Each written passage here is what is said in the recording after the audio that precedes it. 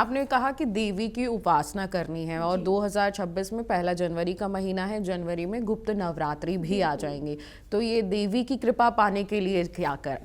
देवी की कृपा प्राप्ति के लिए गुप्त नवरात्रि में, जैसा मैंने बताया, केवल सिद्धकुंजिका स्तोत्रम का पाठ कर सकते हैं। और ये उसमें लिखा हुआ है, न कवचम, न अर्गला स्तोत्रम, न कीलकम, न रहस्यकम, न सूक्तम।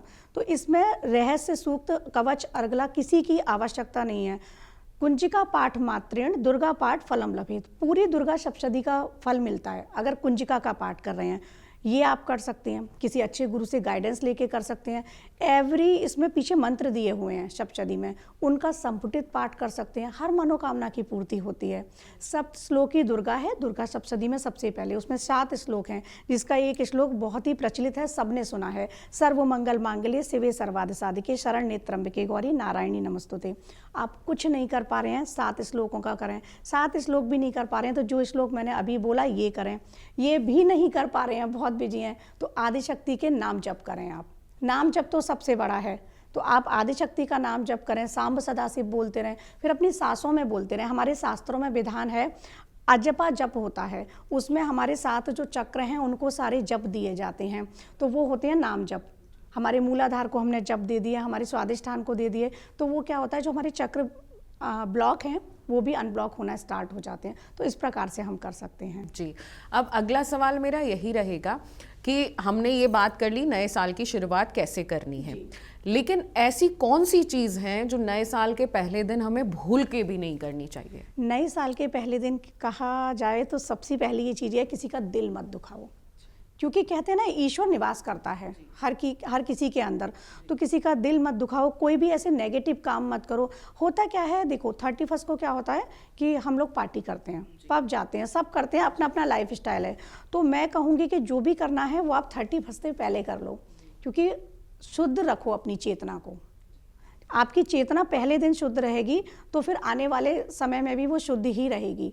वो आपका लाइफ स्टाइल है, आप जैसा चाहते हैं वैसा फॉलो करें, लेकिन उस दिन ना करें। उस दिन आप सात्विक रहें, और सात्विक रहते हुए कोशिश करें कि सारी चीज़ें आप अच्छा आचरण करेंगे और अपने व्यवहार में उतार के देखें कि हम झूठ नहीं बोलेंगे आज के दिन के लिए। डेली रूटीन में बहुत मुश्किल हो जाती हैं चीज़ें, लेकिन आप एक दिन के लिए कर सकते हैं। झूठ का, निंदा का, ईर्ष्या का, ये सारे विकार हैं, ये सारे हमारे अंदर राक्षस रूप में हैं, तो इनका उस दिन मर्दन कर दो। जी, मतलब कोई भी नेगेटिव चीज़ है वो हमें फर्स्ट को नहीं करनी है, क्योंकि नया मतलब जैसे कि घर में पूजा पाठ होती है तो हम पूरा शुद्ध आचरण अपनाते हैं, वैसे ही हमें 1 जनवरी को मानना है और अपना दिन पूरा साल अच्छा बीते, इसलिए उस दिन को मजबूत बनाना है। बिल्कुल, और जिस दिन वैसा करेंगे ना तो वाइब्रेशन हमारे घर की पॉजिटिव होगी।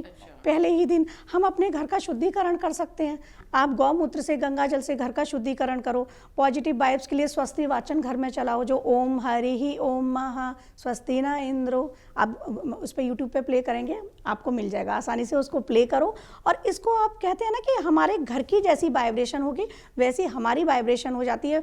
हमारे बच्चों को हमें अच्छे संस्कार देने चाहिए, तो वो देखेंगे, अभी से देखेंगे कि हमारे घर में भी ऐसे ही माहौल है। आपके मदर फादर ने, मेरे ने, बचपन से हमने वही चीज़ें देखी हैं, आज भी हम रिचुअल्स फॉलो कर रहे हैं ना, तो वो हम पहले जो साल का पहला दिन है उस दिन अगर हम ऐसी चीज़ें अपने घर में करेंगे तो हमारे बच्चों की, हमारे घर की, सबकी वाइब्रेशन अच्छी होगी।